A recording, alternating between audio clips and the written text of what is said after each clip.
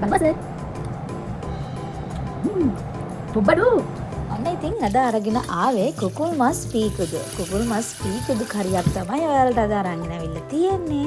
ඉතින් කුකුල් මස් පීකුදු කරිය ලෙහෙසියෙන්ම පහසුවෙන්ම විනාඩි 10ක්වත් ගන්න නැතුව ඔන්න ඔයාලට හදාගන්න හැටි තමයි අද වීඩියෝ එකේ තියෙන්නේ. ඉතින් මෙන්න මේ විදිහට කුකුල් මස් පීකුදු ටික අපි හොදලා ගන්නවා හොඳට. දෙසරයක් විතර හේදුවත් ඇති. පීකුදු ටික පොඩි වෙන්නේ නැති වෙන්න හොඳින් හොදලා ගන්න ඕනේ.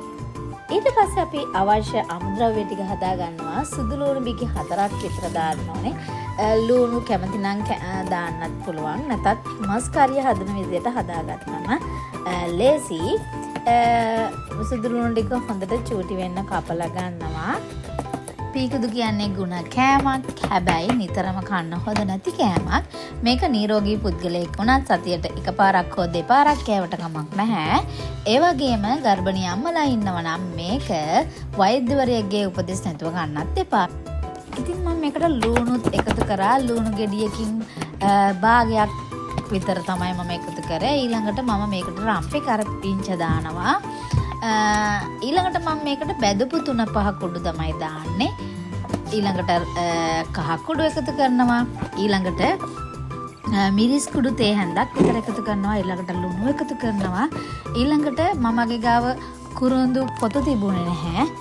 මම මේකට කුරුඳු කුඩු තමයි එකතු කරේ. ඊළඟට ගම්මිරිස් කුඩු එකතු කරනවා. වෙන වැඩි දේවල් එකතු කරන්නේ නැහැ.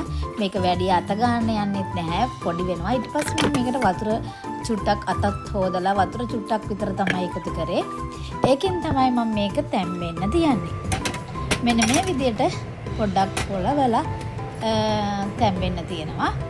ඊළඟට අපි ඒක ඒ විදිහට හැදෙනකන් අඩු ගින්දරේ තැම්බෙනකන් අපි ඊළඟ කරේ එක තමයි හදාගන්නේ. මට මේ වෙලාවේ දවල් කෑමට මම හදාගන්නේ වම්බටු කරි එකක්. බටු කරි එක හදාගන්න බටු ගෙඩියක් ගෙනල්ලා තිබ්බා. ඒක අපි 4 දෙනාටම දෙවේලකට විතර ප්‍රමාණවත් ඒ බටු ගෙඩිය. ඉතින් ඔන්න මං හදන්නේ දැන් වම්බටු කරි එක හදාගන්න.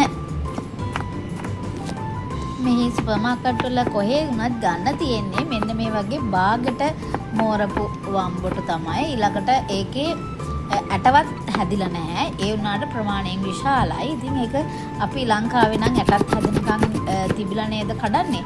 ඒ වුණාට මෙහි එහෙම නැහැ. මෙහි අර තම්බලා ලාවට තම්බලා ෆ්‍රයි කරලා වගේ කන නිසා එයාලගේ ඒ විදියට තමයි වම්බටු ගහේ වම්බටු ගෙඩිය ඒ ගානේ තමයි නෙලාගන්නේ.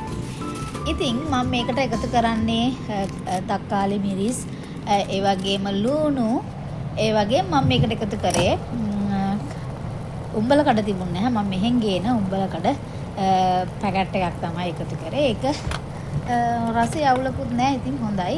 මෙන්න මේ ගානට දැන් තැම්බිලා තියෙන්නේ අපේ පීකුදු එක. ඉතින් චූට්ටක් හැන්දෙන් අරහෙට මෙහෙට කරලා පොඩි වෙන්නේ නැති වෙන්න චුට්ටක් බලනවා. ඊට පස්සේ ආයෙත් කහ කුඩු දාලා ඊළඟට ගම්මිරිස් කුඩු චුට්ටක් දාලා දූර් කුඩු චුට්ටක් දාලා ලුණු ඉවරලා තිබ්බේ. ඔන්න තින් ලුණු එකත් ඒ වෙලාවෙම කප් එකට දාගත්තා. ලුණු කුඩු ඊළඟට කුරුඳු කුඩු ටිකකුත් එකතු කරලා ඊළඟට උළුහාල් තමයි මේ එකතු කරන්නේ. උළුහාල් එකතු කරාම කිරි දාන කරියක් හරිම රසයි. ඔයාලත් දාලා බලන්න. හරිම රසයි. ඒ වගේම ගුණයි. ඊට පස්සේ මම මේකට වේලලා ෆ්‍රිජ් එකේ දාන් ඉන්න කරපිංච කොළ ටිකකුත් එකතු කරා. ඔන්න ඉතින් දැන් කරියකට දාන දේවල් ඉතුරුයි. ඉවරයි. මේ වෙලාවේ මිරිස් දාන්න අමතක වෙලා. ඔන්න දැන් තමයි මිරිස් දාන්නේ.